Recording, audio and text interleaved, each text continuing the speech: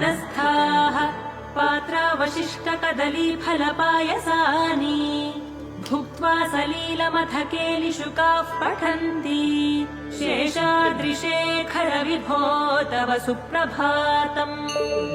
तन्त्री प्रकर्ष मधुरस्वनया विपञ्च्य गायत्यनन्तचरितम् तव नारदोऽपि भाषा समग्रमसकृत्करचाररम्यम् शेषादृशेखर विभो तव सुप्रभातम् भृङ्गावली च मकरन्दरसानुविद्ध झङ्कारगीतनिनदैः सह सेवनाय निर्यात्युपान्तसरसी कमलोदरेभ्यः शेषादृशेखर विभो तव सुप्रभातम् योषागणेन वरदद्धि विमध्यमाने घोषालयेषु दधिमन्थन तीव्रघोषाः रोषात्कलिम् विदधते ककुभश्च कुम्भाः शेषादृशेखर विभो तव सुप्रभातम् पद्मेशमित्रशतपत्रगतालिवर्गाः हर्तुम् श्रियम् कुवलयस्य निजाङ्गलक्ष्म्या भेरीनिनादमिव बिभ्रति तीव्रनादम् शेषादृशेखर विभो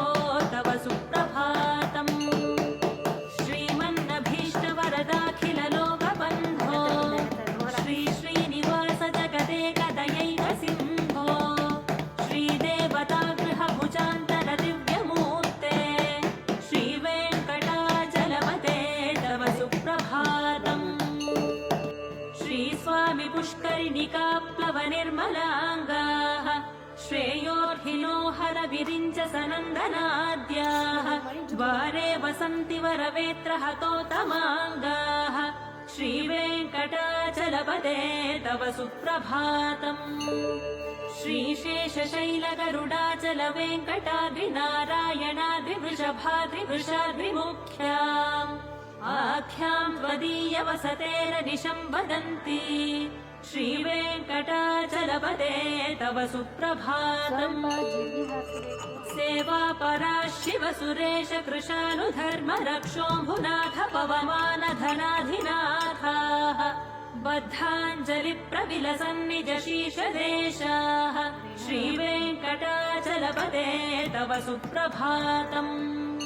घाटीषु ते विहगराज मृगाधिराज नागाधिराज गजराज हयाधिराजाः